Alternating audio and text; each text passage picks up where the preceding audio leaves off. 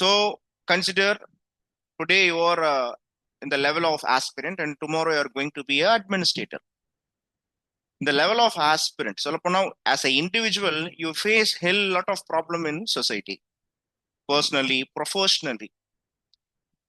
நாளைக்கு நீங்க அதிகாரி ஆயிட்ட பிறகும் இந்த மாதிரியான ப்ராப்ளத்துல நீங்க கண்டிப்பா ஃபேஸ் பண்ணுவீங்க. அப்போ what is the demand of the competitive examination? You see the pattern of the examination. The pattern of the examination itself will have a problem solving techniques. இப்போ ஒரு ப்ராப்ளம், அதனாலதான் இந்த ப்ராப்ளம் சால்விங் டெக்னிக்ஸ் வேணும் அப்படின்றதுக்காகத்தான் okay இந்த மாதிரியான சப்ஜெக்டே கொடுத்துருக்காங்க. இப்போ ஒரு ப்ராப்ளம் வருதுன்னா அந்த ப்ராப்ளம் எதனால வருதுன்னு தெரியணும். எதனால வருதுன்னு தெரியணும் அப்படின்னா you need understand the root cause. Okay, இதுதான் நம்ம ரூட் காஸ் அனாலிசிஸ் அப்படின்னு சொல்றோம்.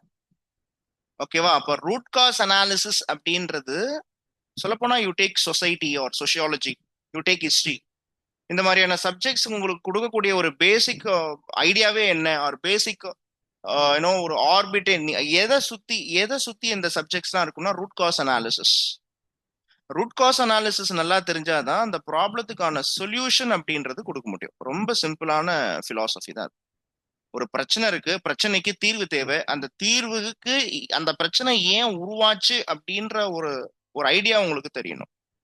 இது ஹிஸ்டாரிக்கல் பேக்ரவுண்டா இருக்கலாம், பெர்செப்ஷன்ஸா இருக்கலாம், ஓகே கிளாஷ் ஆஃப் இன்ட்ரெஸ்டா இருக்கலாம், நிறைய விஷயங்கள் இருக்கலாம். ஒரு ப்ராப்ளம் வர்றதுக்கு நிறைய காரணங்கள் இருக்கு. அதான் ரூட் காஸ் அனாலிசிஸ். அப்ப ethics subject, the subject of ethics subject உடைய பேசிக் பிலாசபி என்ன அப்படின்னா it will ask you to give moral judgements அப்படின்னு சொல்றாங்க. அதுதான் கொடுத்துருக்கான். ஒரு கேண்டிடேட்டோடைய ஏன் இந்த சப்ஜெக்ட் எக்ஸாம்ல வச்சிருக்கான் அப்படின்னா ஒரு கேண்டிடேட்டோடைய ஆட்டிடியூட் மேட்டர்ஸ். கரெக்ட் தானே? Okay, attitude matters. ஆட்டிடியூட் மேட்டர்ஸ்னா என்ன சார்? நம்ம எல்லாமே குரங்குல இருந்து தான் சார் வந்தோம். அப்ப குரங்கு மாதிரியே நீங்க ஆட்டிடியூட் காமிக்க முடியுமா? இப்போ ரோட்ல போகும்பொழுது குரங்கு மாதிரியே நீங்க எகிரி குச்சிட்டு யாருடைய பர்சனை திருடிட்டு போக முடியுமா? முடியாது இல்லையா? குரங்குல இருந்து மனுஷன் வந்தாலும் okay our ancestors are from apes. சொல்ல போனா ஹேமோ எரெக்டர்ஸ்ல இருந்து நியாண்ட்ரல்ஸ்ல இருந்து தான் நம்ம ஹேமோ சேஃபியன்ஸாவே மாறி இருக்கோம் டெக்னிக்கலி ஸ்பீக்கிங். அப்போ குரங்கிலிருந்து மனிதன் பிறந்தாலும் குரங்கோடைய ஆட்டிடியூடே நம்ம காமிக்க முடியுமா? நம்மளுடைய டிஎன்ஏல குரங்குடைய ஓகே சொல்ல போனா இருக்கலாம் இல்லையா? ஆனா ஆட்டிடியூட் மேட்டர்ஸ்.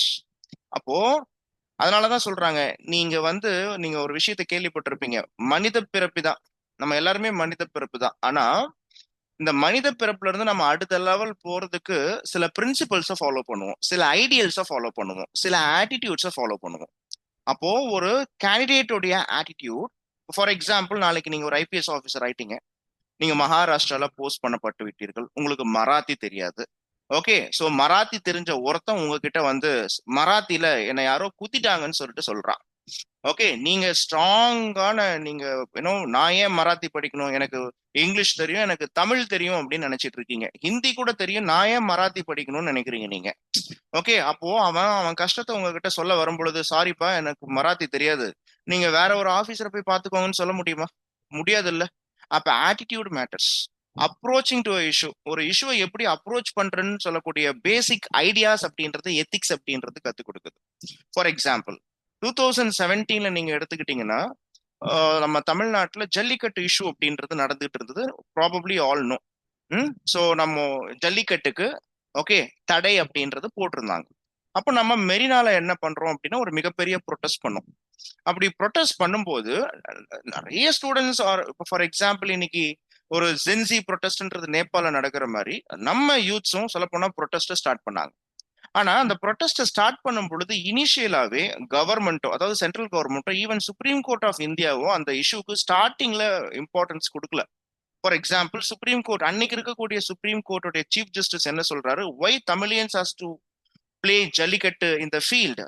ஓகே, அதெல்லாம் ஏஜ் ஓல்டு பிராக்டிஸ் தானே, அது ஜல்லிக்கட்டு அப்படின்றது ஏஜ் ஓல்டு பிராக்டிஸ் தானே, 2000 இயர்ஸ் பிஃபோர் தானே, அதையே இன்னைக்கும் ஃபாலோ பண்ணிட்டு இருக்கீங்க, மிருகங்களுக்கு ஏன் பார்க்கும் பொழுது குடைச்சல் கொடுத்துட்டு இருக்கீங்க? அப்ப ஜல்லிக்கட்டு வேண்டாம், அப்படி வேணும்னா நீங்க கம்ப்யூட்டர்ல விளையாடலாமே, ஒரு கேம் மாதிரி கிரியேட் பண்ணி விளையாடுங்கலாம் மாக் பண்ணார். இதனால இன்னும் ப்ரொவோக் ஆகி ஓகே அதுக்கப்புறமா தான் என்ன ஆச்சு அப்படின்னா அந்த மெரினா ப்ரொட்டஸ்ட் அப்படின்றது நடந்துச்சு.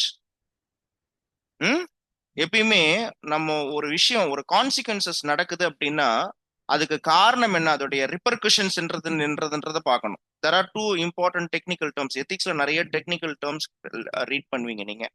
ஓகே, அதனால முடிஞ்சா ஒரு எத்திக்ஸ் டிக்ஷனரி கூட நீங்க வாங்கிக்கலாம்.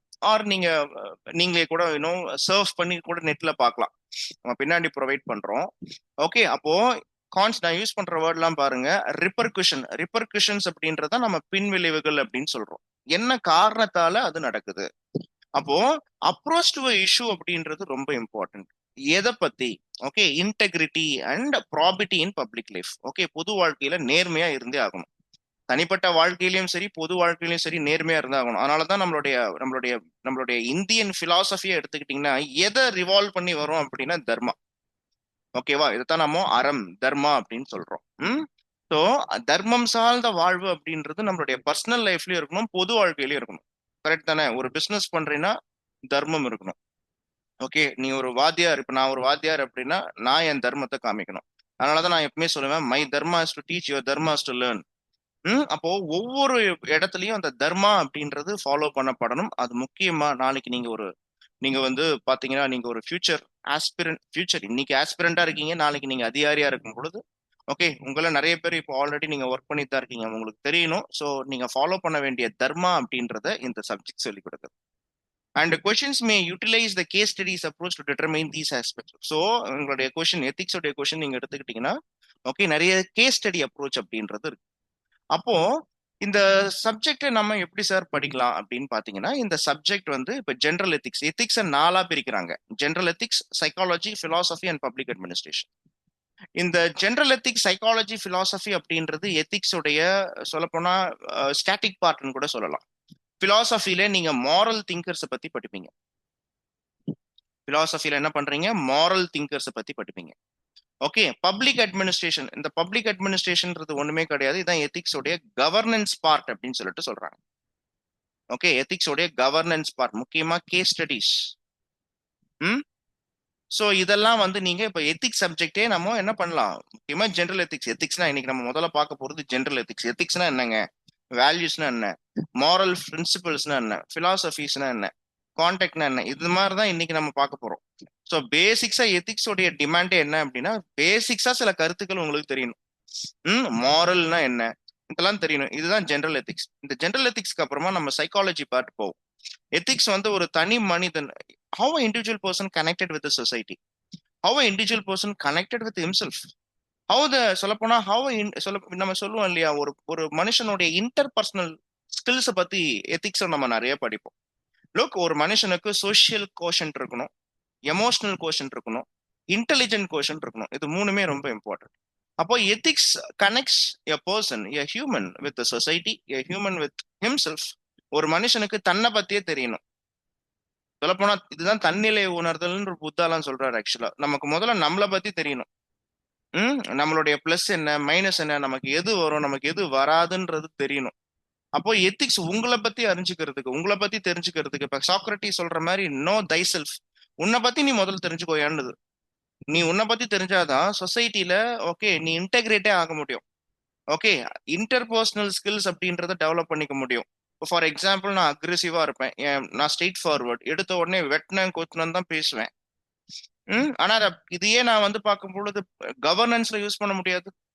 ஓகே, ஒரு சொல்லப்போனா என்ன தேடி ஒருத்தர் வராரு. ஃபார் எக்ஸாம்பிள், ஒரு பெரிய பிரச்சனை நடந்துச்சு, ஜாதி கட்சி கலவரம் நடந்துச்சு. 2 ஜாதிக்காரங்களும் என்கிட்ட பஞ்சாயத்துக்கு வராங்க. நான் அதுல ஒரு ஜாதிக்காரங்களுடைய ஜாதியா இருக்கேன். நான் என் ஜாதிக்காரனுக்கு சப்போர்ட் பண்ணி இன்னொரு ஜாதிக்காரனை எதிர்க்க முடியாது. பாயிண்ட் புரியுதுல? என்னுடைய தனி மனித விருப்பம் அப்படின்றத நான் வந்து பார்க்கும் பொழுது புகுத்த முடியாது. அப்போ இதுதான் வந்து பார்க்கும் பொழுது இதுதான் எத்திக்ஸோடைய டிமாண்ட் ஆக்சுவலா. அப்போ நடுநிலை நிக்கணும், நம்ம சொல்லுவோம் இல்லையா? ஸோ நடுநிலையோட நீங்க இருந்து நீங்க காரியம் சாதிக்கிற மாதிரி இருக்கும். ஸோ உங்களுடைய சைக்காலஜி பார்ட், உங்களுடைய ஆட்டிடியூட், உங்களுடைய ஆப்டிடியூட், உங்களுடைய சைக்காலஜி பார்ட்ன்றது இந்த சப்ஜெக்டுக்கு ரொம்ப தேவைப்படுது. And third is what we call it as the philosophy part. அதாவது ரொம்ப சிம்பிளா சொல்லணும், எத்திக்ஸுக்கும் பிலாசபிக்கும் என்ன சார் சம்பந்தம்? எத்திக்ஸே பிலாசபி தான் சில இடத்துல சொல்ல போனா. அதனாலதான் எத்திக்ஸ் பேப்பர்ல நீங்க பாத்தீங்கன்னா கொஞ்சம் நிறைய பிலாசபிக்கல் டிபேட் நிறைய போகும். ஓகே, தே வில் ரெஃபர், இப்ப நான் கூட உங்களுக்கு சில எக்ஸாம்பிள்ஸ் எல்லாம் காமிக்கிறேன். They will refer Thiruvalluvar actually.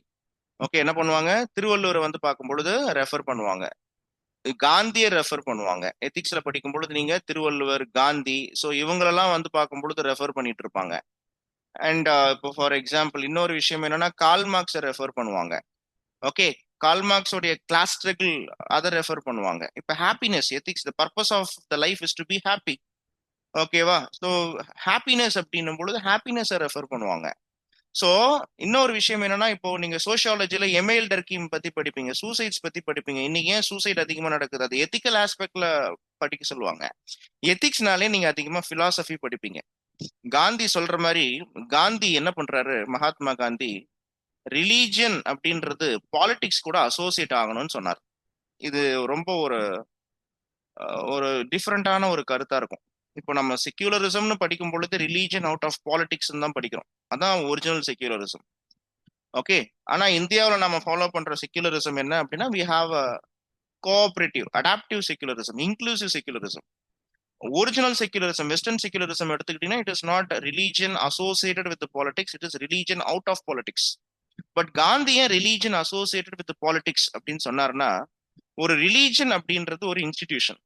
ஒரு இன்ஸ்டிடியூஷனுடைய வேலையே என்ன அப்படின்னா, ஓகே, மனுஷனை ரெகுலேட் பண்றது, கண்ட்ரோல் பண்றது. ஒரு தனி மனிதனை சமூகம் அப்படின்றது வழி நடத்தணும்ன்றாரு காந்தி. அப்படி சமூகம் ஒரு தனிநபரை வழி நடத்தணும்னா மதத்தின் ரீதியாக ரிலீஜன் தான் வந்து வழி நடத்துன்றாரு. ஏன்னா ரிலீஜன் தான் எத்திக்ஸ் அவனுக்கு போதிக்குது. எந்த ஒரு மதமும் சண்டை போடுறதுக்காக ஆரம்பிக்கவே படல. ஒவ்வொரு மதமும் ஒரு மனுஷனை உணர வைக்கிறதுக்கும் அவனை நல்வழிப்படுத்துறதுக்கு தான் ஆரம்பிக்கப்பட்டது. அப்போ இஃப் எனி ரூலர், அதனாலதான் Gandhi he was the one who accepts for a ராமராஜ்யம்னு வரும். ஸோ காந்தியோடைய தத்துவமே என்ன அப்படின்னா, he consider Lord Ram as the most ethical person in this earth. So பகவான் ராமச்சந்திர மூர்த்தி தான் ரொம்ப எத்திக்கல்னு நினைக்கிறாரு. ஓகேவா? அப்போ அந்த ராமராஜ்யம் அப்படின்றது வரணும். விச் மீன்ஸ் எத்திக்ஸ் பேஸ் பண்ணி ஒரு ரூலர் அப்படின்றது ஒரு எத்திக்கல் ரூலரா இருக்கணும். அப்பதான் சமூகம் சுபிட்சமா இருக்குன்றாரு காந்தி. அப்போ இந்த மாதிரியான பிலாசபி நீங்க மதர் தெரேசாவை பத்தி படிப்பீங்க, நிறைய பிலாசபர்ஸை பத்தி படிப்பீங்க, வெஸ்டர்ன் பிலாசபிஸ் பத்தி நிறைய படிப்பீங்க, இமானுவல் காந்தை பத்தி படிப்பீங்க. ஸோ யார் யாரெல்லாம் சாக்ரட்டிஸ், பிளாட்டோ, ஸோ யார் யாரெல்லாம் வெஸ்டர்ன் பிலாசபர்ஸ் இருக்காங்களோ, இந்தியன் பிலாசபர்ஸ் இருக்காங்களோ, ஓகே, அவங்கள பத்திலாம் இந்த எத்திக்ஸ் சப்ஜெக்ட்ஸ்ல நீங்க படிப்பீங்க. And finally it comes the governance part of the ethics. So governance பார்ட்ன்றது நான் சொல்லிட்டேன். ஆக்சுவலா நீங்க பப்ளிக் அட்மினிஸ்ட்ரேஷன்லயோ இல்லைன்னா ஜிஎஸ் கவர்னன்ஸ்ல படிக்கக்கூடிய விஷயங்களை நீங்க எத்திக்ஸ்ல அப்ளை பண்ணுவீங்க. ஸோ இதுதான் வந்து பார்க்கும் பொழுது இந்த இந்த பேப்பரோடைய டிமாண்டே தான். முதல்ல உங்களுக்கு எத்திக்ஸ்னா என்னன்னு கேட்குறாங்க. Psychology part, philosophy part, governance part, that is public administration part actually. Okay, so that is what we consider to be the ethics. Wait a second.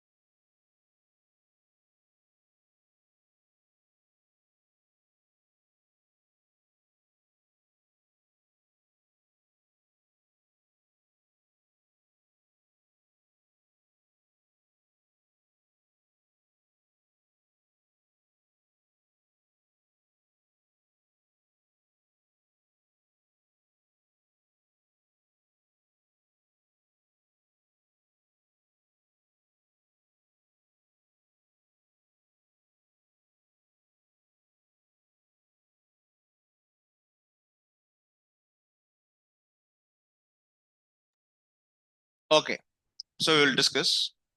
இப்போ நீங்க பாத்தீங்கன்னா தெரியும், ethics and human interface.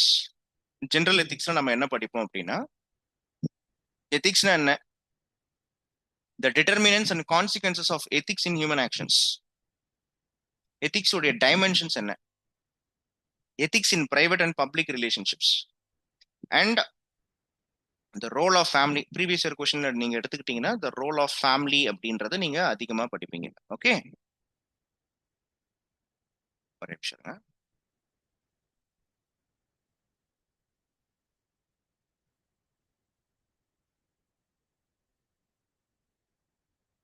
Okay, so நீங்க எதெல்லாம் படிக்கிறீங்க? எத்திக்ஸ்னா என்ன? எத்திக்ஸோடைய டைமென்ஷன்ஸ் என்ன? Ethics in public and also private ரிலேஷன்ஷிப்ஸ்னா என்ன? Role of family, society, educational institutions in inculcating values. இதை பாருங்க, இங்க வேல்யூஸ் அப்படின்றத பத்தி படிக்கிறீங்க. ஒரு குழந்தை பிறக்குதுன்னா இதை நம்ம டீப்பாவே படிப்போம். சிம்பிளா சொல்லணும்னா, ஒரு குழந்தை, ஒரு சைல்டு பார்ன், ஒரு சைல்டு முதல்ல இந்த உலகத்தை இந்த இந்த அந்த குழந்தைக்கு சொல்லி கொடுக்கறது ஃபர்ஸ்ட் ஃபேமிலி தான். அதனாலதான் ஃபேமிலி ஒரு மனுஷனுக்கு ரொம்ப க்ளோஸ் சர்க்கிள்ல இருக்கும். இப்போ யாரு என்ன சொன்னாலும் ஃபேமிலி சப்போர்ட் பண்ணா அடுத்த லெவல் போயிடலாம். ஒரு மனுஷன் முதல்ல சோஷியலைஸ் ஆகுறதே ஃபேமிலில இருந்து தான். அதனாலதான் ஃபேமிலி ஒரு விஷயம் சப்போர்ட் பண்ணுச்சுன்னா அது நமக்கு ரொம்ப சந்தோஷமா இருக்கும். ஃபேமிலி ஒரு விஷயம் அப்போஸ் பண்ணுச்சுன்னா அதுக்கு நமக்கு ரொம்ப கஷ்டமாவும் இருக்கும். இது நம்ம பின்னாடி நிறைய படிப்போம். சொசைட்டி, சோஷியலைசேஷன்ன்றது அதிகமா ஒரு குழந்தை ஃபேமிலில இருந்து அடுத்தது சொசைட்டிக்கே தான் பாக்குது. சொசைட்டின்றது ஒன்றும் கிடையாது. அந்த குழந்தை முதல்ல ஃபேமிலியில அம்மா, அப்பா, தாத்தா, பாட்டி, மாமா, மாமி. சொசைட்டி அப்படின்றது அவங்களுடைய சுற்று வட்டாரம். ஃபைன். ஸோ அது வாழக்கூடிய இடம். அண்ட் அடுத்தது என்னன்னா எஜுகேஷனல் இன்ஸ்டிடியூஷன்ஸ். இன்னைக்கு இந்த எஜுகேஷனல் இன்ஸ்டிடியூஷன்ஸ் உடைய ரோல் ரொம்ப ரொம்ப முக்கியம். ஏன்னா ஒரு குழந்தை கிட்டத்தட்ட தன்னுடைய வாழ்நாள்ல சொல்லப்போனா இயர்லி எஜுகேஷன் நீங்க எடுத்துக்கிட்டீங்கன்னா எஜுகேஷனல் இன்ஸ்டிடியூஷன்ஸ்ல தான் நடக்குது. அம்மா அப்பா சில விஷயங்களை சொல்லி கொடுத்தாலும் அந்த குழந்தை சமூகத்தை முதல்ல எங்க பார்க்க ஆரம்பிக்குதுன்னா எஜுகேஷனல் இன்ஸ்டிடியூஷன்ல தான் பார்க்க ஆரம்பிக்குது. அதனாலதான் எஜுகேஷனல் இன்ஸ்டிடியூஷன்ல எத்திக்கல் வேல்யூஸ் வந்து பார்க்கும் பொழுது ரொம்ப அதிகமா இருக்கணும். That may be a LKG, UKG, that may be a school, that may be a college, or that may be a coaching institute. Maybe Nirmala Sitharaman ma'am coaching institution நாங்கள் எஜுகேஷனல் இன்ஸ்டிடியூஷன்ஸாவே மதிக்கல, அதனால 18% ஜிஎஸ்டி போட்டு தான் தீர்வோம்னு எத்திக்கலா இல்லாம சொன்னாலும் this is also a field where values has to be inculcated. தெரியுமில்ல நான் என்ன சொல்றேன்னு. நிர்மலா சீதாராம் மேம் கிட்ட கேக்குறாங்க, என்னங்க கோச்சிங் இன்ஸ்டிடியூஷன்லாம் நீங்க ஸ்கூல் காலேஜஸ் எல்லாம் நீங்க ஜிஎஸ்டி போடல, கோச்சிங் இன்ஸ்டிடியூஷனுக்கு மட்டும் ஏன் 18% ஜிஎஸ்டி? நீங்க நம்ம கிட்ட படிக்கிறீங்கன்னா 18% ஜிஎஸ்டியை நான் என்ன பண்றேன், நான் கவர்மெண்ட்டுக்கு கட்டுறேன். அப்போ கேக்குறாங்க 18% ஜிஎஸ்டியை ஏன் கோச்சிங் இன்ஸ்டிடியூஷனுக்கு வச்சிருக்கீங்கன்னு கேக்குறாங்க. இப்போ நாமளா இருந்தா என்ன சொல்லியிருப்போம், ஏதோ சொல்லியிருப்போம். பட் மேம் என்ன சொன்னாங்க, நாங்க கோச்சிங் இன்ஸ்டிடியூஷன்ஸை எஜுகேஷன் இன்ஸ்டிடியூஷன்ஸாவே பார்க்கல. அவங்க எப்பவுமே பொசுக்குன்னு எதனா சொல்லி விட்டுருவாங்க. அப்படி சொன்னதுக்கு காரணம் பின்னாடி இருக்கு. ஆனா அவங்க சொல்றது ஒரு சீரியஸான ஒரு விஷயம். கோச்சிங் இன்ஸ்டிடியூஷன்ஸை நாங்க எஜுகேஷன் இன்ஸ்டிடியூஷன்ஸா பார்க்கல, 18% நாங்க ஜிஎஸ்டியை போடுறோம் தான். ஸ்கூல் காலேஜஸ் மாதிரி கோச்சிங் இன்ஸ்டிடியூஷன்ஸ் எஜுகேஷன் இன்ஸ்டிடியூஷன்ஸா கன்சிடர் பண்ண மாட்டோம்னு சொன்னாங்க அவங்க. அப்போ நமக்கு என்னடா அது, நம்ம எஜுகேஷன் ஃபீல்ட்ல இல்லையா அப்படின்னு பார்த்தா இங்கதான் ஏன் அவங்க அப்படி சொன்னாங்க அப்படின்னா, இன்னைக்கு கோச்சிங் இன்ஸ்டிடியூஷன்ஸ் உடைய it comes under the sunrise sector. சொல்ல போனா 51,000 கோடி. இதுதான் மார்க்கெட்ல கோச்சிங் இண்டஸ்ட்ரீஸ் உடைய வேல்யூவே என்னன்னா 51,000 கோடி, 51,000 crores. இந்தியாவுடைய ஐடி செக்டர் எந்த அளவுக்கு சர்வீஸ் செக்டர்ல க்ரோ ஆயிட்டு இருக்கோ அந்த அளவுக்கு கோச்சிங் சென்டர்ஸும் இந்தியாவில் க்ரோ ஆயிட்டு இருக்கு. கோச்சிங் இண்டஸ்ட்ரியும் க்ரோ ஆயிருக்கு. அதுதான் கவர்மெண்ட்டுக்கு வருமானம் கொழிக்கிறதுக்கு காரணம். அதனால என்ன சொல்றாங்க நிர்மலா சீதாராமன் மேம், எஜுகேஷன் அப்படின்னா கவர்மெண்ட் சப்சிடி கொடுக்கணும். அந்த 51,000 கோடியில இருந்து வருமானம் பார்க்க முடியாது. அப்போ கோச்சிங் இன்ஸ்டிடியூஷன் நாங்க எஜுகேஷனல் சென்டர் இல்லைன்னு சொல்லிட்டா அப்போ கவர்மெண்ட்டுக்கு பே பண்ண வேண்டிய 18% ஆஃப் ஜிஎஸ்டியை பே பண்ணணும். கரெக்ட் தானே? அப்போ அவங்க என்ன பண்றாங்கன்னா இந்த மாதிரி விஷயத்துக்காக அப்படி யூஸ் பண்ணிக்கிறாங்க. You see the thing.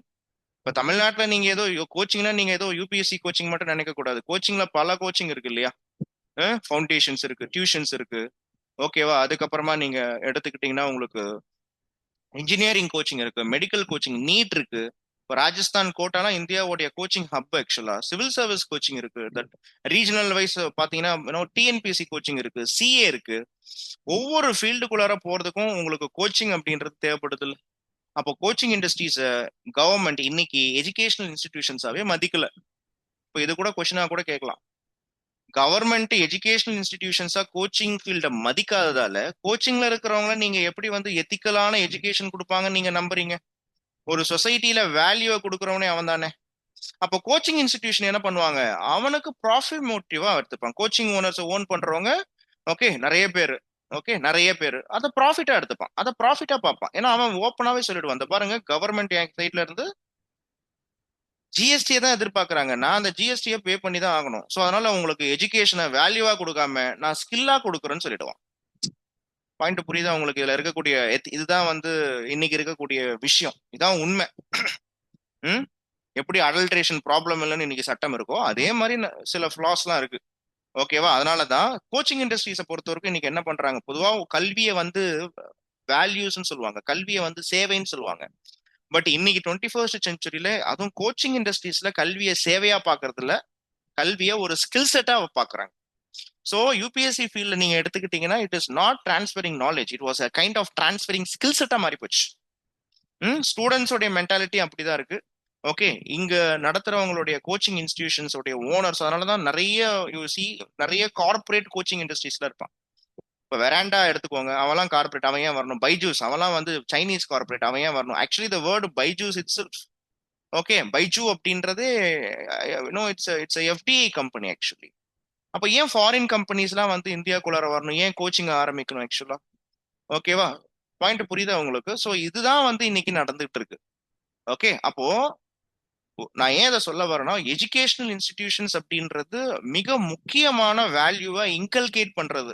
Okay, government இது ஆமா இல்லைன்னு சொன்னாலும் ஓகே, நமக்கு தெரியும், விஷயம் இருக்கிறவங்களுக்கு தெரியும், வாட் இஸ் த நீட் அப்படின்றது தெரியும். சரியா? அப்போ the educational institutions are so important in inculcating the values. And next one is psychology. இந்த சைக்காலஜி அப்படின்றது ஒரு இன்ட்ரெஸ்டிங்கான சப்ஜெக்ட். இதை நடத்தும் போது நான் உங்களுக்கு சொல்றேன், நிறைய விஷயங்களை நம்ம லைஃப்ல நிறைய விஷயங்களை நம்ம பார்ப்போம். அந்த விஷயங்களை ப்ராக்டிக்கலா நம்ம டீல் பண்ணும்போது we may face a advantage or we may face disadvantage, merits, demerits. சில இடத்துல சிலது குட்டா இருக்கும், சிலது பேடா இருக்கும். அப்போ இந்த ஆட்டிடியூட் அப்படின்றது ரொம்ப முக்கியம். இந்த ஆட்டிடியூட் அப்படின்றது நான் நடத்தும்போது சொல்றேன், ஸோ அப்பதான் உங்களுக்கு புரியும். So attitude then you are studying about, இந்த சைக்காலஜிக்கல் பார்ட்ல தான் நம்ம படிக்கிறோம் ஆட்டிடியூட். ஆட்டிடியூடுக்கு அப்புறமா ஆப்டிடியூட்னு படிக்கிறோம், foundational values for civil service அப்படின்றத படிக்கிறோம். So aptitude, foundational values for civil services, integrity, impartiality, நான் பார்ட்டிஷன்ஷிப். நான் ஆல்ரெடி சொல்லிட்டேன், நடுநிலைமைன்றது ரொம்ப ரொம்ப முக்கியம். ஓகே, நான் நீங்க எழுதக்கூடிய யூபிஎஸ்சி எக்ஸாமினேஷன் உங்ககிட்ட எதிர்பார்க்கறது என்ன அப்படின்னா நியூட்ராலிட்டியை தான் எதிர்பார்க்கறான். ஓகே, நீங்க ஒரு விஷயத்த அவன் உங்ககிட்ட ஜஸ்டிபிகேஷன் கேட்டாலும் கன்ஸ்ட்ரக்டிவ் கிரிட்டிசிசம் தான் கேட்கறான். Constructive criticism. ஓகே, அப்போ ஏன் அதெல்லாம் கேட்கறாங்கன்னா இம்பார்ஷியாலிட்டி அப்படின்றது ஒரு மிக முக்கியமான கோர் எத்திக்ஸ். நான் வந்து ஒரு கட்சி எனக்கு பிடிக்கலாம் தனிப்பட்ட முறையில, ஆனா நான் கோச்சிங்ல, நான் டீச்சிங்ல இருக்கும் பொழுது அந்த கட்சிக்கு சார்பா நான் உங்களை பிரெயின் வாஷ் பண்ணக்கூடாது. எனக்கு ஒரு ப்ராடக்டை பிடிக்கலாம், ஆனா நான் டீச்சிங்ல இருக்கும் பொழுது அந்த ப்ராடக்டை பிரெயின் வாஷ் பண்ணி நான் உங்ககிட்ட விற்கக்கூடாது. அதனாலதான் சொல்லுவாங்க, பொதுவா டீச்சிங்ல இருக்கிறவங்களுக்கு சொல்ல போனா டீச்சர் இன் இஸ் ஹால், அவர் நடத்தக்கூடிய ஹால், ஆர் இப்ப நான் ஆன்லைன் கிளாஸஸ் இருக்கேன் அப்படின்னா எது நடுநிலைமையோ, எது உத்தமமோ, எது தேவையோ அதான் சொல்லணும். என் ஐடியாவை புகுத்தக்கூடாது. நான் வெளியில தனி, பிரைவேட் லைஃப்ல தனி, பட் என் ஐடியாவை உங்ககிட்ட நான் புகுத்தக்கூடாது. பாயிண்ட் புரியுதா உங்களுக்கு? அது மிக முக்கியமான அது ஒரு வேல்யூ. இன்னைக்கு அதெல்லாம் நிறைய நடக்கிறது கிடையாது. அவங்க ஐடியாவை புகுத்திடுவாங்க. நோ, இந்த அவங்க ஐடியாவை புகுக்கிறது தான் என்ன ஆகும் அப்படின்னா, ஒரு பிரச்சனையோடைய பாசிட்டிவ் என்ன, நெகட்டிவ் என்னன்னு சொல்லணும். ஆக்சுவலா ஒரு பிரச்சனை வருது, ஓகேவா, ஒரு இஷ்யூ வருது, இந்த இஷ்யூ எதனால வந்துச்சு, ஸோ இந்த பொதுவாகவே சொல்யூஷன்ஸ் அப்படின்றதுல இந்த சொல்யூஷன் இப்படி வந்தா இப்படி இருக்கும், இந்த சொல்யூஷன்ஸ் இப்படி வரலனா இப்படி இருக்காது அப்படின்ற அந்த நடுநிலைமை அப்படின்றது தேவை. ஸோ எஜுகேஷனை பொறுத்த வரைக்கும் நடுநிலைமை ரொம்ப ரொம்ப தேவை. Okay, so objectivity, dedication to public life. Objectivity, dedication to public life, empathy, tolerance, compassion towards the weaker sections, இது ரொம்ப ரொம்ப முக்கியம்.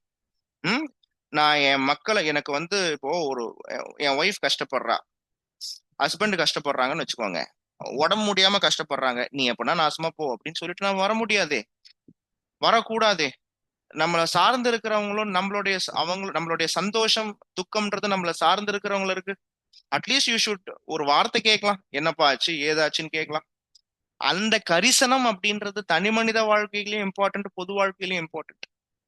நீங்க பார்த்திருப்பீங்க நிறைய ஃபேமிலிஸ் வந்து இன்னைக்கு சொல்லப்போனா டிவோர்ஸ் ஆகிறதுக்கு நேஷனல் கிரைம் ரெக்கார்ட் பியூரோ என்ன சொல்லுது, இந்தியாவில் நிறைய டிவோர்ஸ் ஆகுது. டிவோர்ஸ் ஆகிறதுக்கு காரணம் நிறைய டொமஸ்டிக் வயலன்ஸ் நடக்குது. டொமஸ்டிக் வயலன்ஸோடைய காரணமே என்னன்னா அது டவுரி காரணம் சொல்றேன். இன்னும் ஒண்ணு, சார் என்னுடைய பார்ட்னருக்கு என் மேல அன்பே இல்லை சார் அப்படின்றான். ஏன்டா அன்பு? சொல்ல போனா ஒரு உடம்பு சரியில்லாதப்ப கூட பாத்துக்க மாட்டாங்க, ஒரு ஒரு வார்த்தை கூட கேட்க மாட்டான். நான் எத்தனை பேருக்கு இருக்கும்? சில பேர் சும்மா பழி வாங்குறதுக்கு அது மாதிரிலாம் பண்ணுவாங்க. பட் சில பேருக்கு அந்த எம்பத்தி, சிம்பத்தி, டாலரன்ஸ் அதெல்லாம் ஒண்ணுமே இருக்காது. அதெல்லாம் இருக்கணும்ன்றாங்க. ம். Okay, objectivity, dedication to the public life. ஓகேவா? அதனாலதான் சில பேர் பாத்தீங்கன்னா தெரியும். எங்க தாத்தா ஒருத்தர் குரூப் ஒன் ஆஃபீஸர், ஆக்சுவலா சிவபிரகாசம்னு பேர். ஆனா பார்த்து அவர் ரிட்டையர் ஆயிட்டார். நான் சிக்ஸ்த் படிக்கும் பொழுது அவர் குரூப் ஒன் ஆஃபீஸரா இருந்தார். அவர் காலையில நீங்க இன்னைக்கு இருக்கிற குரூப் ஒன் ஆஃபீஸர் பண்ற பிகுலா என்னன்னு பாப்பீங்க. அவர் ரிட்டையர் ஆகுற வரைக்கும் எனக்கு நல்லா தெரியும் அவர் ஒத்த பைசா கூட லஞ்சம் வாங்கவே இல்லை. அதுல ம் இன்னொரு காமெடி என்னன்னா, அவரு எனக்கு தெரிஞ்சு நான் ஒரு ஒரு ஒரு 30 வருஷம் அவரை நான் பார்த்துட்டு தான் இருக்கேன். காலையில சைக்கிள்ல தான் போவாரு, சாயங்காலம் சைக்கிள்ல தான் வருவார். ஆபீஸ் முடிச்சுட்டு லேட்டா தான் வருவாரு. ஃபைல்ஸ் எடுத்துட்டு வந்து வீட்லயும் வேலை செய்வார். ம் ஏன் அதை சொல்றேன் அப்படின்னா, சார் இது என்ன சார், இது சைக்கிள்ல போய் சைக்கிள்ல வர்றதெல்லாம் வந்து ஒரு பெரிய விஷயமா சார்னா, எனக்கு தெரிஞ்சு அது பெரிய விஷயம் தான். சைக்கிள்ல போய் ஒரு மனுஷன், ஒரு குரூப் ஒன் ஆபீசர், நல்லா புரிஞ்சுக்கோங்க, சாதாரண ஆள் கிடையாது, ஒரு குரூப் ஒன் ஆபீசர் சைக்கிள்ல போய் சைக்கிள்ல வரான். ஏன் தாத்தா, நான் ஒரு தடவை கேட்டிருக்கேன், சின்ன வயசுலயே கேட்டிருக்கேன். எனக்கு இது போதும், this is I am comfortable with what I have. ஆனா நல்லா புரிஞ்சுக்கோங்க, அவர் கஞ்ச பிசினாரி கிடையாது. ஆனா தன்னுடைய பொண்ணை அந்த ஊரே மெச்சுற அளவுக்கு அழகா கல்யாணம் பண்ணி தான் சொந்த சம்பளத்துல என்ன பண்ணணுமோ அதை சேமிச்சு வச்சு, ஒரு மனுஷன் வந்து சேமிப்புல சொல்லுவாங்க தெரியுமா, 40,000 ரூபாய் சம்பளம் வாங்கினாலும் அதை ஒழுங்கா ப்ராப்பரா சேவ் பண்ணா, இன்வெஸ்ட் பண்ணா அவன் கோட்டீஸ்வரனா மாறலான்ற மாதிரி, சேவிங்ஸ் அப்படின்ற ஒரு பழக்கம் இருந்தாலே ஒரு மனுஷன் கோட்டீஸ்வரன் அடுத்த லெவலுக்கு போலான்றத நான் அவரை பார்த்தா கத்துக்கிட்டேன். ம் எப்போ அவருடைய வீட்டு கதவுகள் எப்ப பிரச்சனைனாலும் 12 மணி 2 மணினாலும் போவார். Okay, so he was a retired guy. இந்த மாதிரி நிறைய பேர் இருக்காங்க. Dedication to public service. அதாவது உங்களுக்கு உடம்பு முடியாம இருக்கும், தூங்கிட்டு இருப்பீங்க. ஓகே, திடீர்னு வந்து பாத்தீங்கன்னா ஒரு கொலை கேஸ்னு வரும். 2 மணிக்கு வந்து கதவு தட்டுவோம், ஐயா கொலை கேஸ் வந்து பாருங்க. முக்கியமா ரெவன்யூ டிபார்ட்மெண்ட்ல இருக்கிறவங்க, ரெவன்யூ தாசில்தாரா இருக்கிறவங்க இதை அதிகமா ஃபேஸ் பண்ணுவாங்க. ஐயோ என்னால வர முடியாது ஜி, எனக்கு ரொம்ப தூக்கம் வருதுன்னு சொல்லவே முடியாது. நீங்க தான் களத்துல இறங்குற மாதிரி இருக்கும். அப்போ களத்துல இறங்குறது நீங்க தான் இருக்கும். அப்போ எப்படி இருக்கணும்? களத்துல இறங்குறதுன்றது என்ன? You should be always ready. And emotional intelligence, சொல்ல போனா இந்த எமோஷனல் இன்டெலிஜென்ஸ்ல, உண்மையை சொல்லணும்னா இந்த எமோஷனல் இன்டெலிஜென்ஸ்ல நான் வீக். ஏன் சார் எமோஷனல் இன்டெலிஜென்ஸ்ல வீக்னு நீங்களே சொல்றீங்கன்னா, எஸ் அதுல நான் வீக். எனக்கு அதனாலதான் நிறைய இன்டர்வியூல போயிடுச்சு. லைஃப்ல நான் நிறைய அடி வாங்கினது எமோஷனல் இன்டெலிஜென்ஸ் தான். இன்டெலிஜென்ஸ்ல எனக்கு எந்த பிரச்சனையும் கிடையாது. எமோஷனல் இன்டெலிஜென்ஸ்ல நிறைய அடி வாங்கியிருக்கேன். அதனாலதான் எமோஷனல் இன்டெலிஜென்ஸ் கான்செப்ட் அதுக்கப்புறம் தான் நான் அதை பத்தி நிறைய படிக்கவும் ஆரம்பிச்சிருக்கேன். நிறைய எமோஷனல் இன்டெலிஜென்ஸ் அடி வாங்கியிருக்கேன். எடுத்த உடனே அடி நம்ம அடியா தான் இருக்கணும். எமோஷன் சென்சிட்டிவ் ஆகுறது, ஒரு இஷ்யூ வந்து பார்க்கும் பொழுது ப்ரொவோக் ஆகுறது. ஒரு இஷ்யூ வந்தது அப்படின்னா ரெண்டு விஷயம் பண்ணலாம். ஒன்னு ரெஸ்பான்ஸ் பண்ணலாம், இன்னொன்னு ரியாக்ட் பண்ணலாம். நான் அதிகமா ரியாக்ட் பண்ணிருக்கேன் என் வாழ்க்கையில நடந்தவங்க. நீங்க உங்க வாழ்க்கையில கூட, அதனாலதான் புத்தா சொல்லுவாரு எப்பயுமே எமோஷனலா இருக்கும்போது டெசிஷன் எடுக்காதுன்னு வர. இந்த எமோஷனல் இன்டெலிஜென்ஸ் டாபிக்லாம் வந்து ஒரு முக்கியமான டாபிக். அதுக்கப்புறம் தான் அதை பத்தி நான் நிறைய ரிசர்ச் பண்ணவும் ஆரம்பிச்சேன். ஏன் வாட் எமோஷனல் இன்டெலிஜென்ஸே அது ஒரு கடல். அது ஆக்சுவலா அது முக்கியமா ரொம்ப ரொம்ப தேவை. ம் ஸோ அதெல்லாம் நீங்க படிக்கும்போது தான் ஏன் அது தேவைன்றது தெரியும். நான் சொல்லி கொடுக்குறேன். ஓகேவா? ஸோ நான் சொல்றேன், பார்த்த உடனே எமோஷனல் இன்டெலிஜென்ஸ் பொழுது முதல்ல நான் என்னுடைய பிளஸ் அண்ட் மைனஸ் எனக்கு தெரியணும். நான் அடிபட்டாதானப்பா உங்களுக்கு நடத்த முடியும், இல்லையா? நல்லா தெரிஞ்சுக்கோங்க, டீச்சிங் எப்போ வரும் அப்படின்னா அடிபட்டாதான் வரும். அடிபடாம டீச்சிங் எஃபெக்டிவா ரியலிஸ்டிக்காலாம் இருக்காது. நான் ஒரு விஷயத்த அனுபவிச்சிருக்கேன், அதை நான் எஃபெக்டிவா சொல்லுவேன். ஒரு விஷயத்த நான் அனுபவிக்கல, நான் சும்மா மேலோட்டமா சொல்லுவேன். நீங்க புரிஞ்சிருக்கலாம் ஆக்சுவலா. சரி, அப்போ எமோஷனல் இன்டெலிஜென்ஸ் அப்படின்றது சோ இம்பார்ட்டன்ட். அதனாலதான் சொல்லுவாங்க, if you win you lead, if you lose you கைடுன்னு. ஏன் தோத்தவனை கைட் பண்றதுக்கு சொல்றாங்க? பிகாஸ் தோத்தவனுக்கு வலி வேதனை இருக்கும், அவனுக்கு நிறைய லெசன்ஸ் லேர்ன் பண்ணிருப்பான். அதனாலதான் if you win you lead, if you lose you கைடுன்னு. பாயிண்ட் புரியுதா? Fine. And next is human values, philosophies, contribution of moral thinkers and philosophers from India and also the world. It is not only the Indian philosophy which guides us, சொல்லப்போனா it was the Western philosophy also. Okay, சொல்லப்போனா எல்லா பிலாசபியும் படிப்போம். Right from the Greek philosophy, Roman philosophy, philosophers, renaissance time philosophers, எல்லா பிலாசபர்ஸை பத்தியும் ஓரளவுக்கு உங்களுக்கு தெரியணும். யுத்தோப்பியனிசம்னா என்னன்னு தெரியணும், யூட்டிலிட்டேரியனிசம்னா என்னன்னு தெரியணும். பாயிண்ட் புரியுதா? ஃபைன், அதை நம்ம படிப்போம். பாருங்க, பப்ளிக் அட்மினிஸ்ட்ரேஷன், அதனாலதான் எத்திக்ஸ் நிறைய பேர் பபேட் ஆப்ஷனல் இருக்கிறவங்க, சோசியாலஜி ஆப்ஷனல்ஸ் இருக்கிறவங்க, ஓகேவா, ஹிஸ்டரி ஆப்ஷனல்ஸ் இருக்கிறவங்க, இவங்களுக்கு முக்கியமா எத்திக்ஸ் அப்படின்றது ஒரு லட்டு சாப்பிட்ற சப்ஜெக்ட் மாதிரி. சார் மற்ற ஆப்ஷன்லாம் கிடையாதானா? இல்ல, அப்படி கிடையாது.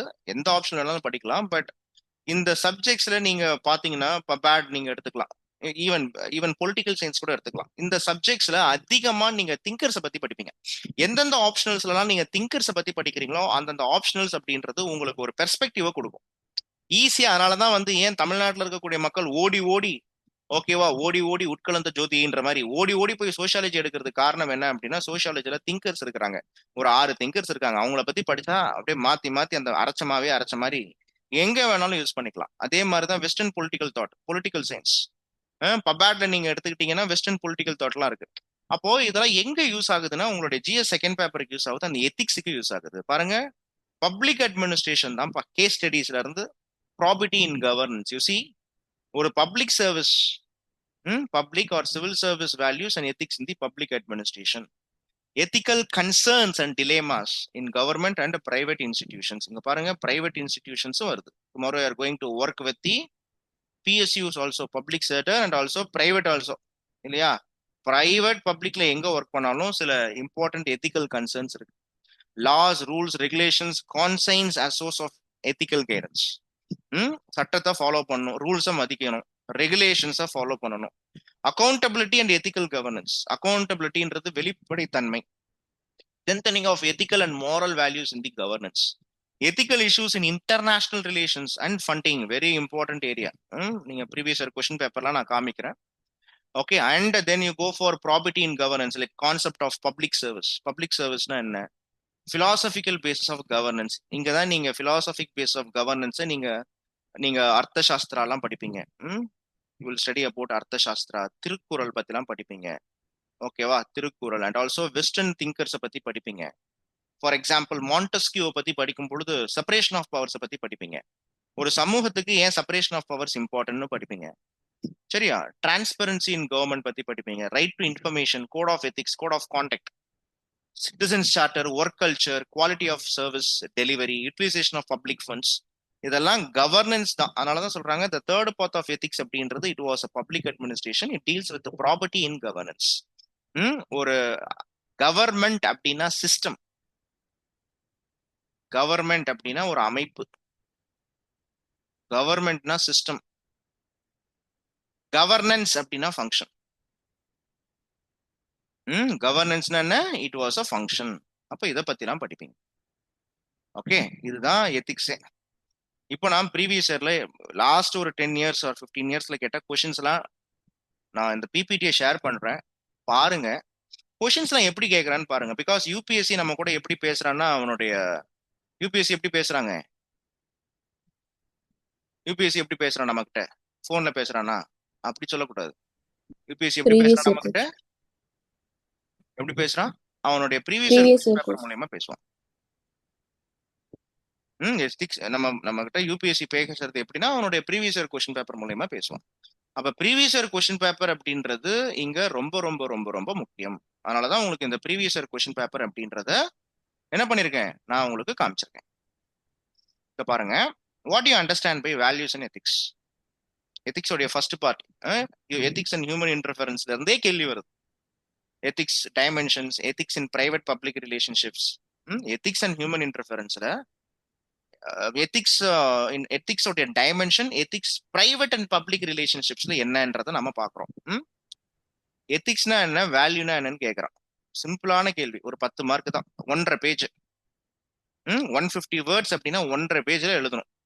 1.5 பேஜ். இது 2013 கேட்டு வச்சிருக்கான். அண்ட் அப்புறமா பாருங்க, some people feel that values keep changing with time and situation. ஆமா.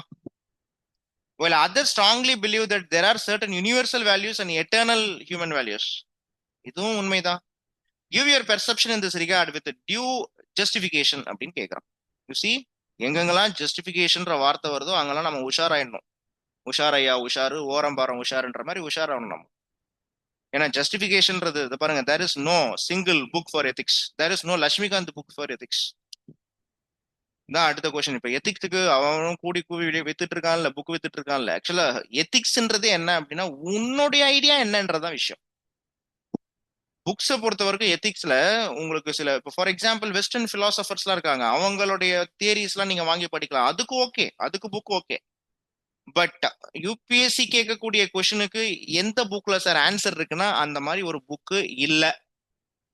அப்படி இருந்தாலும் ஏதோ ஒன்று இன்னும் பிரிண்ட் பண்ணி கொடுத்துருப்பாங்க. எத்திக்ஸ்ன்றது நீங்க உணர்ந்து படிக்க வேண்டிய சப்ஜெக்ட். அதனாலதான் உங்ககிட்டயே கேட்பான், உங்க வியூ பாயிண்ட் என்னதோ கேட்டான் பாத்தீங்களா. அடுத்த question, what is your view point of environmental ethics, give me justification, discuss, இப்படிதான் கேட்பான். அப்போ நமக்கு எத்திக்ஸ் படிக்கும் பொழுது நமக்கு என்ன தெரியணும்னா நல்ல ஸ்ட்ராங் ஒரு கான்செப்ட் கிளாரிட்டி ரொம்ப முக்கியங்க. இந்த சப்ஜெக்ட்டுக்கு கான்செப்ட் கிளாரிட்டி முக்கியம். இப்போ ஃபார் எக்ஸாம்பிள் இந்த செகண்ட் கொஸ்டினை படிக்கும் பொழுதே ஒரு 2 நிமிஷம் அண்டர்ஸ்டாண்ட் பண்ணணும். அவன் என்ன கேட்கறான், வேல்யூஸ் கீப் சேஞ்சிங்ன்றான். ஆமா தானே, வேல்யூஸ் மாறிட்டு தானே இருக்கு. நிறைய விஷயங்களை சொல்லலாம். Values keep changing with time and situation. ஒரு எடுத்துக்காட்டு சொல்றேன். ஒரு கஸ்டம்ஸே நம்ம நாட்டுல இருக்கு. சதி அப்படின்றது இருந்தது ஒரு காலகட்டத்துல. 18வது நூற்றாண்டுக்கு முன்னாடி வரைக்கும் நம்ம நாட்டுல சதி, ஏன் 19வது நூற்றாண்டு வரைக்கும் நம்ம நாட்டுல சதி இருந்தது. சதி நம்ம நாட்டுடைய மிக முக்கியமான ஒரு கஸ்டம். கஸ்டம்னா என்ன, அது ஒரு பழக்க வழக்கம். அந்த கஷ்டத்துக்கு முன்னாடி ஒரு வேல்யூ ஒன்று இருந்துச்சு. சதி பர்ஃபார்ம் பண்ண சமூகம் அவங்கள வாழ்த்துவாங்க. என்ன வேல்யூ வச்சிருந்தாங்க, ஏன்னா ஒரு பெண் கணவன் இறந்த பிறகு தான் உயிரை மாயிட்டு, கணவன் இல்லாம அவளால வாழ முடியாது, கணவன் தான் கண்கண்ட தெய்வம். ஒரு இல்லறத்துல கணவன் மனைவி இல்லைன்னா ஒண்ணுமே கிடையாது. சோ கணவன் இல்லைன்னா மனைவியால எப்படி வாழ முடியும்? சப்போஸ் இந்த பிலாசபி, இந்த வேல்யூவே ஏன் வந்தது அப்படின்னா மெடிவல் டைம் பீரியட்ல இஸ்லாமிக் இன்வேஷன்ஸ், ஃபாரின் இன்வேஷன்ஸ்லாம் நடக்கும் பொழுது பெண்களை டார்கெட் பண்ணுவாங்க. அப்போ ஒரு பெண் எதிரிகிட்ட மாட்டினா செக்ஸ் ஸ்லேவ்ஸா மாற்றப்படுவா. அப்ப எதிரிகிட்ட மாட்டாம செக்ஸ் ஸ்லேவ்ஸாவா இருக்காம இருக்கணும்னா அவ செத்து போறதே பெஸ்ட். இது மூலயமா தன்னுடைய குடும்ப டிக்னிட்டி, அதாவது ஃபேமிலி வேல்யூவை, குடும்ப கௌரவத்தை அவ காப்பாத்திட்டா. இது 18வது நூற்றாண்டு, அதாவது 1829 வரைக்கும், 19வது நூற்றாண்டு வரைக்கும் இந்த மாதிரி தான் பிலாசபிஸ் இருந்தது. ஆனா 19வது நூற்றாண்டுல என்ன பிலாசபி வருது, இங்கதான் வந்து பார்க்கும் பொழுது இங்க பாருங்க வேல்யூ அப்படியே மாறுது. இங்கதான் வெஸ்டர்ன் பொலிட்டிக்கல் தாட் வருது. இண்டிவிஜுவலிசம் அண்ட் லிபரலிசம்ன்ற தத்துவம் எல்லாம் வருது. ஏன் கணவன் போயினா மனைவியால தனியா வாழ முடியாதா? ஒரு தனி மனிதனுடைய சந்தோஷம் தானப்பா முக்கியம். ஏன் ஒரு பெண் குடும்பத்தால சமூகத்தால ஏன் வந்து பார்க்கும் பொழுது ஒரு பெண் வந்து பாதிக்கப்படணும்? இப்ப பாத்தீங்கன்னா இப்ப கொஸ்டின் வருது, அது ஆட்டோமேட்டிக்கா எஸ் ஆர் நோ, ஆமா தானே? அட ரொம்ப சிம்பிளா பிராக்டிக்கலா வந்து நானே சொல்றேனே. இப்போ நீங்க எடுத்துக்கோங்க, நம்ம பாத்தீங்களா, நீங்க நம்மளுடைய ரோபோ சங்கர் இருக்காருல்ல, அந்த நியூஸ் பாத்தீங்களா? ரோபோ சங்கர் இருந்தார்ல, அவர் இறந்துட்டாருல்ல, ஆமா தானே? தெரியுமில்ல? அவர் இறந்துட்ட பிறகு அவருடைய ஒய்ஃப் அவருடைய இறுதி ஊர்வலத்துல டான்ஸ் ஆடினாங்க, பாத்தீங்களா? பாத்தீங்களா இல்லையா? நாங்க ஏன் சார் அதெல்லாம் பாக்குறோன்றீங்களா? பாத்தீங்களா இல்லையா அஷ்ரஃப்? Yes sir. கீர்த்தனா எங்க எஸ் சார்? சார். ஷெராஃபின் நீங்க பாத்திருக்க வரதுக்கு வாய்ப்பு இல்ல. பெங்கால் எல்லாம் எங்க சார் வருது? சரி, ஓகே, இங்க லிசன் பண்ணுங்க. என்ன இங்க சொல்றாங்க, அவங்க டான்ஸ் ஆடும்போது, நான் ஏன் சொல்றேன் அப்படின்னா வேல்யூ எப்படி மாறுதுன்றது. அவங்க டான்ஸ் ஆடும்போது நிறைய பேர் அந்த அவங்க டான்ஸர் ஹஸ்பண்ட் இறந்து போயிட்டாரு, இறுதி ஊர்வலத்துல தன்னுடைய சோகத்தை ஆற்றாமைய காமிக்கிறதுக்கு அவங்க டான்ஸ் ஆடுறாங்க. அவங்களுக்கு கீழே அவ்வளவு கமெண்ட்ஸ். என்ன சந்தோஷப்படுறியா, உன் ஹஸ்பண்ட் போயிட்டான்னு டான்ஸ் ஆடி அனுப்பி வைக்கிறியா, வேற யாரு கூட ஜாயின் பண்ண போறேன்னு அவ்வளவு கேவலமான கமெண்ட்ஸ். இந்த சமூகத்துடைய குரூரம் என்னன்றதை அன்னைக்குதான் நான் பார்த்தேன். இப்போ என்ன விஷயம்னா, ஒருத்தவங்க இறந்துட்டாங்கன்னா நடனம் ஆடுறதுன்றது அது தப்பே கிடையாது. அது அப்படின்னு பார்த்தா சிவபெருமானே அப்படிதானப்பா. சிவபெருமான் சந்தோஷமா இருக்கும்போது அவர் ஆடுற டான்ஸ் என்ன அப்படின்னா ஆனந்த தாண்டவம். அவர் கோவமா இருக்கிறாரு, அழிவு காலத்துல ஊழி காலத்துல அவர் ஆடுற டான்ஸ் என்னன்னா ருத்ர தாண்டவம். இப்ப சிவபெருமானை போய் தப்புன்னு சொல்ல முடியுமா? ஒருத்தன் சோகத்துல இருக்கான்னா அந்த சோகத்தை சொல்ல போனா அது அவங்க நடனம் ஆடுறதுக்கு காரணமே என்னன்னா அவங்க ரெண்டு பேருமே ஸ்டேஜ் பர்ஃபார்மர்ஸ், லவ் மேரேஜ். அவங்களுடைய டான்ஸை பார்த்து தான் அவரு அவங்கள லவ் பண்ணாரு. தான் ஹஸ்பண்ட் இறந்துட்டாங்க அப்படின்னும் போது ஓகே, தான் ஹஸ்பண்டுக்கு பிடிச்ச விஷயத்த பண்ணுவோமேன்னு பண்றாங்க. இதுல என்ன தப்பு இருக்கு? ஆனா சமூகம் என்ன பண்ணுது? எந்த ஒரு குடும்ப பெண் நடனம் ஆடுவாளா, அதுவும் சாவு வீட்டுல போய் நடனம் ஆடுவாளான்னு சொல்லிட்டு இன்னும் அந்த பூமர் அங்கிள் மாதிரியே பேசிட்டு இருக்கிறாங்க. இப்போ பாயிண்ட் புரியுதா உங்களுக்கு? அப்போ இதுதான் வேல்யூஸ்ன்றது கான்ஸ்டன்டா இருக்காது, இது மாறிக்கிட்டே இருக்கும். இது you got the point what I am coming to say my dears. Okay, அப்போ இதே மாதிரிதான் 19வது நூற்றாண்டுலயும் என்ன ஆகுதுன்னா சத்திக்கும் இதே தான். சத்தி வந்து 19வது நூற்றாண்டுல ஏன் பிரிட்டிஷ் கவர்மெண்ட் எடுத்துட்டு வரான்னா, இந்த சதி அப்படின்றது காலங்காலமா இருந்தது. பட் இப்போ சதி அப்படின்றது தேவையில்ல. ஏன்னா இண்டிவிஜுவலிசம், ஒரு சமூகத்தை விட ஒரு சட்டத்தை, அதாவது சமூகத்தை விட ஒரு அரசை விட ஒரு ராஜா ராணியை விட தனி மனிதனுடைய சுதந்திரம் அப்படின்றது முக்கியம்னு 19வது நூற்றாண்டுல ஒரு பிலாசபி வந்துச்சு. அதுக்கு பேர் தான் இண்டிவிஜுவலிசம் ஆர் சிவில் லிபர்டிஸ்ன்றான். Liberalism, individualism. நம்ம சொல்றோம்ல தனி மனித சுதந்திரம், இன்னைக்கு நம்ம ஆர்டிகல். ஓகே, ஸோ இந்தியன் பாலிட்டியில ஃபண்டமெண்டல் ரைட்ஸ் நம்ம பேசுறோம்ல, சிவில் லிபர்ட்டின்ற பிலாசபி பேசுறோம்ல, அது எப்போல இருந்து வருதுன்னா 18 19வது நூற்றாண்டுல தான் வருது. அதுக்கப்புறமா தான் லார்ட் வில்லியம் பென்டிக் இந்த மாதிரி பழக்கம்லாம் வேண்டாம் அப்படின்னு மாத்திடுறாரு. இப்படிதான் ரிஃபார்ம்ஸே நடக்குது. நீங்க பின்னாடி படிப்பீங்க எத்திக்ஸ்ல. எத்திக்ஸ் படிக்கும்போது ஓகே எந்த காரணத்தால ரிஃபார்ம்ஸ் நடக்குதுன்றத படிப்பீங்க. அப்போ இந்த மாதிரி கொஸ்டின் கேட்கறோம். அப்போ differentiate between okay laws and ethics. லாஸ்னா என்ன, எத்திக்ஸ்னா என்ன? ம் படிப்போம் பின்னாடி. எத்திக்கல் மேனேஜ்மெண்ட்னா என்ன, மேனேஜ்மெண்ட் ஆஃப் எத்திக்ஸ்னா என்ன? Discrimination and preferential treatment. Personal எத்திக்ஸ்னா என்ன, ப்ரொஃபஷனல் எத்திக்ஸ்னா என்ன?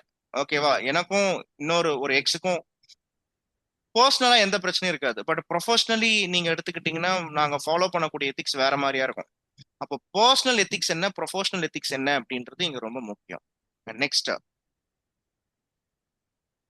நீங்க நெக்ஸ்ட் எடுத்துக்கிட்டீங்கன்னா அடுத்தது எத்திக்ஸ் அண்ட் ஹியூமன் இன்டர்ஃபேஸ். இல்ல டைமென்ஷன் ஆஃப் எத்திக்ஸ்ல அடுத்து நெக்ஸ்ட் கொஸ்டின் பாருங்க. Explain how ethics contribute to social and human wellbeing. இதெல்லாம் ரொம்ப முக்கியமான கீ ஏரியா. இதெல்லாம் நான் டிக்டேட் தான் பண்ணணும். The crisis of ethical values in modern times is traced to a narrow perception of the good life. வாழ்க்கை வாழ்றதுக்கே நல்ல எதுக்காக இவ்வளவு கஷ்டப்படுறேன், நல்லா வாழ்றதுக்கு தாங்க. இந்த உலகமே வந்து நம்ம ஏன் தெரியுமா வாழ்ந்துட்டு இருக்கோம்? You know what is ultimate source of why, what is the source? நம்ம எதுக்காக வாழ்றோம், என்ன காரணத்துக்காக வாழ்றோம்? சார், நிம்மதியா இருக்க வாழ்றோம், சந்தோஷமா இருக்க வாழ்றோம். பாருங்க, நிம்மதி. அதனாலதான் நல்லா வாழ்றோம், நல்லா வாழணும். அப்போ அவன் என்ன கேட்கிறான், the crisis of ethical values in modern times is trace to a narrow perception of a good life. What is mean by constitutional morality? How does one uphold constitutional morality? இதெல்லாம் நம்ம பின்னாடி படிப்போம்.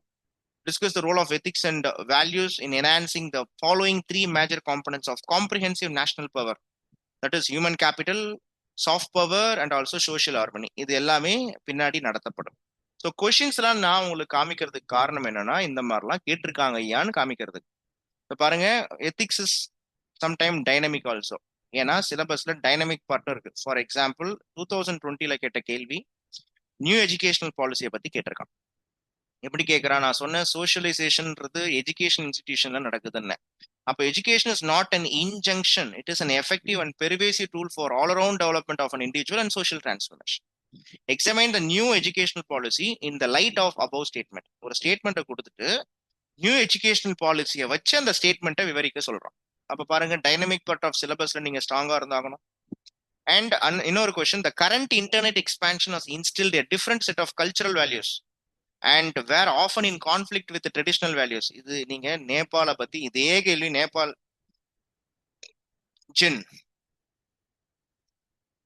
ஜென்சி ப்ரொட்டஸ்ட் பத்தி பேசலாம். உங்களுக்கு தெரியும் நேபாள என்ன நடந்துட்டு இருக்குன்னு, என்ன நடந்ததுன்னு. The current internet expansion has instilled a different set of cultural values which are often in conflict with the traditional values. ஆமா தானே?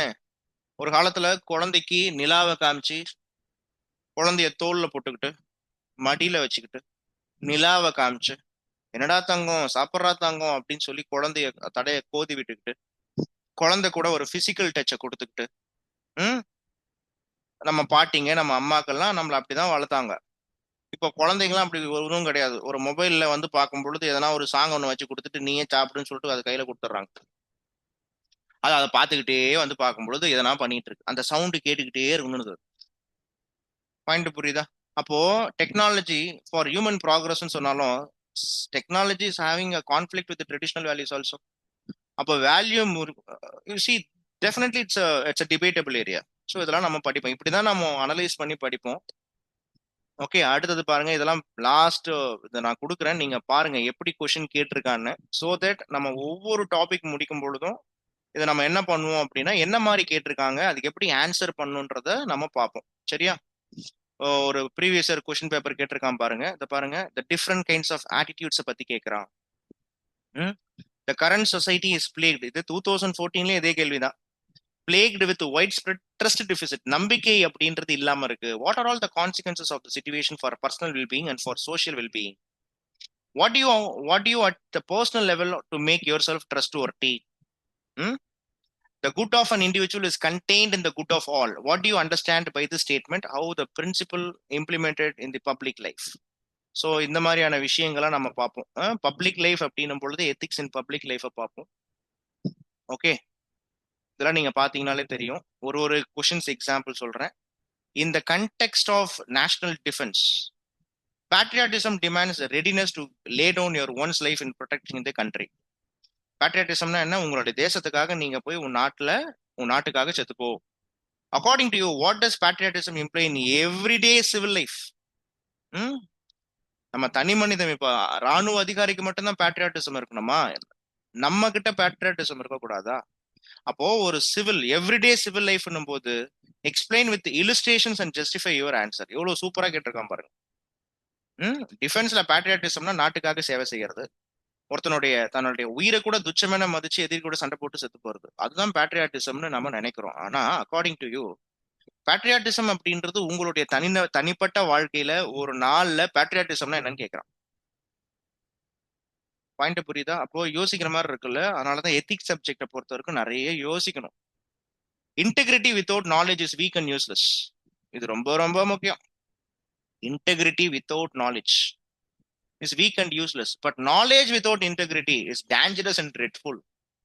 What do you understand by the statement? Explain your stand with illustrations. பாருங்க, எல்லாமே explain your stand, justify கொடுக்குறானா இல்லையா? உங்களுடைய ஒப்பீனியனை தான் கேட்கறான். இப்போ எத்திக்ஸை பொறுத்த வரைக்கும் the subject demands what அப்படின்னா, சப்ஜெக்ட் நிறைய உங்களுடைய பெர்செப்ஷனை கேட்கும். அதனாலதான் சப்ஜெக்டை அண்டர்ஸ்டாண்ட் பண்ணி படிக்கணும். நான் நடத்துறது ஒரு 50% அப்படின்னாலும் நீங்க உணர்றது, அதை நீங்க அப்ளை பண்றதுன்றது ரொம்ப ரொம்ப முக்கியம். சரியா? பாயிண்ட் புரியுதா? ஸோ இந்த மாதிரியான கொஷின்ஸ்லாம் நான் கொடுத்துருக்கேன். இல்லை 2022 வரைக்கும் இருக்கும்னு நினைக்கிறேன். ஓகேவா? எந்த மாதிரி இதை பாருங்க, நான் சொன்னேன் இல்லையா, எமோஷனல் இன்டெலிஜென்ஸ் கான்செப்ட். இப்போ காந்தியை பத்தி கேட்கறாங்க. Anger and intolerance are the enemies of correct understanding with subject. சொல்லப்போனா இது மகாத்மா காந்தி சொல்லியிருக்காரு. இதை வச்சு நீங்க என்ன பண்ணணும்னா ஆன்சரை எடுத்துட்டு வரணும். ஓகேவா? திருக்குறளை பத்தி கேட்பாங்க. நான் சொல்லியிருக்கேன் இல்லையா, what are all the main components of emotional intelligence and can be learnt. Hatred is destructive of a person's wisdom and conscience that can poison a nation's spirit. Do you agree with this view? Hatred என்றது வெறுப்புணர்வு. And conscience அப்படின்றது conscience that can, hatred is destructive of a person's wisdom and conscience that can poison a nation's spirit. ஓகேவா? So do you agree with this view? So இது எல்லாமே நாம இங்க இந்த மாதிரியான கொஷின்ஸை பார்க்கும் போதே தெரியுது கொஷின்ஸோட டிமாண்ட் என்ன அப்படின்னு. Falsehood takes the place of truth when it results in unblemished common good. அப்படின்னா என்ன அர்த்தம் அப்படின்னு பாத்தீங்கன்னா, நம்ம சொல்லுவோம்ல, இப்ப நாயகன் படத்துல கமலஹாசன் சொல்ற மாதிரிதான். 10 பேருக்கு நல்லது நடக்கணும், எதுவுமே தப்பு இல்லைன்றதுதான். இங்க என்ன சொல்லியிருக்காங்க அப்படின்னா, ஒரு நல்ல விஷயத்துக்காக பொய் சொல்லலாம். Falsehood takes the place of a truth when it results in unblemished common good. ஒரு நல்ல வாய்மைன்ற அதிகாரத்துல இருந்து அது கொடுக்கப்பட்ட ஒரு அப்படியே அப்படியே எடுத்து டிரான்ஸ்லேட் பண்ணி கொடுத்துருக்காங்க. ஸோ இந்த மாதிரி தான்ப்பா கொஷின்ஸ்லாம் கேட்குறாங்க. ஓகே, இந்த ஸ்லைடை நான் உங்களுக்கு அனுப்பி விட்டுறேன். நீங்கள் இந்த கொஷின்ஸ்லாம் பாருங்க. அதுக்கப்புறம் நீங்கள் எப்படி என்ன பண்ணணுன்றது உங்களுக்கே தெரியும். சரியா? ஸோ நான் நெக்ஸ்ட் கிளாஸ் நாளையிலேருந்து, hope this demo is understandable. நாளையிலேருந்து உங்களுக்கு நான் ஸ்ட்ரெயிட்டாகவே நான் இன்னைக்கே ஆரம்பிக்கலாம்னு நினச்சேன், பட் 7:39 ஆயிடுச்சு. I have to go for another class. So hope this session is understandable. எதனா உங்களுக்கு ஆக்சுவலாக எத்திக்ஸை பொறுத்த வரைக்கும் உங்களுக்கு நான் எழுதி தான் நடத்துவேன். எழுதி இதே மாதிரி பிபிடி போட்டோ அல்லது எழுதி தான் நடத்துவேன். நான் நல்லா எழுதுவேன். ஓகேவா? I have a good writing skill. அதனால கை எழுதணும், காது கேட்கணும், மண்டை வேலை செய்யணும். ஒரு டெய்லி ஒரு மணி நேரம் ஓகே இதை பண்ணீங்க அப்படின்னா உங்களுக்கு எத்திக்ஸ்ல உங்களுக்கும் கண்டென்ட் வந்து பார்க்கும் பொழுது கிரியேட் ஆகும். அப்பதான் வந்து இந்த ஏன்னா எத்திக்ஸ்ன்றது அது கடல். அது 50 கிளாஸ் கூட எடுக்கலாம், அவ்வளோலாம் வேண்டாம். எக்ஸாமுக்கு நான் திருப்பியும் சொல்ற மாதிரி, this field is not regarding transferring knowledge, this field is regarding transferring skill set. ஐயா, நீங்க ஒரு எக்ஸாமை கிளியர் பண்ணணும். அந்த கிளியர் பண்றதுக்கு ஒரு சில ஸ்கில் செட் உங்களுக்கு தேவைப்படுது. அந்த ஸ்கில்லை சொல்லி கொடுக்குற வேலை தான் என் வேலை. அப்படின்னு தான் நிர்மலா சீதாராமனுடைய வியூல நான் சொல்றேன். சரியா? என்னுடைய வியூ என்றது என்ன அப்படின்னா, ஆமா சார், நான் ஸ்கில்ஸை டிரான்ஸ்ஃபர் பண்ணாலும் எனக்குன்னு ஒரு தர்மம் இருக்கு. ஓகேவா? அந்த தர்மத்தை நான் ஒழுங்கா கொடுக்கணும்னு நினைக்கிறேன். அதனால அதையே என் மக்கள் கிட்ட, ஸ்டூடெண்ட்ஸ் கிட்ட இருந்து எதிர்பார்க்கிறேன். அதனாலதான் my Dharma is to teach, your Dharma is to learn. ஓகேவா? ஸோ அதனால அதை நீங்க ஒழுங்கா பண்ணீங்கன்னா எனக்கு ரொம்ப சந்தோஷமா இருக்கும். அதனால நிறைய எத்திக்ஸுக்குன்னு ஒரு புக்கே கிடையாது. சரியா? எத்திக்ஸ்னு புக்கு கிடையாது. நான் சில மெட்டீரியல்ஸ் வச்சிருக்கேன், அதுவும் ஸ்டாட்டிக் மெட்டீரியல்ஸ். நியூஸ் பேப்பர் படிங்க, அதுல இருந்து நான் கொஷின்ஸ் கொடுக்குறேன். நல்லா புரிஞ்சுக்கோங்க. Use some AI tools. AI tools use பண்ணுங்க, தப்பே கிடையாது. ஆனால் ஏஐயும் தப்பு பண்ணும். நான் சொல்ற பாயிண்ட்லாம் உங்களுக்கு புரியும். ஏஐ யூஸ் பண்ணுங்க, தப்பு கிடையாது. ஆர்டிஃபிஷியல் இன்டெலிஜென்ஸை யூஸ் பண்ணுங்க, தப்பே கிடையாது. ஆன்சரை ரெடி பண்ணுங்க. ஆனா ஏஐயும் தப்பு பண்ணும். ஏஐ ஒரு விஷயத்தை பத்தி ஜென்ரலா தான் சொல்லும், ஸ்பெசிபிக்கா சொல்லாது. அது ஏஐல இருக்கக்கூடிய பெரிய மைனஸ். ஜென்ரலா சொல்லும், ஸ்பெசிபிக்கா சொல்லாது. ஸ்பெசிபிக்கா நீங்க தான் லேர்ன் பண்ணணும். பாயிண்ட் புரியுதா? அதனால ஏஐ ஒரு 10%, ஒரு 20% நீங்க யூஸ் பண்ணிக்கோங்க.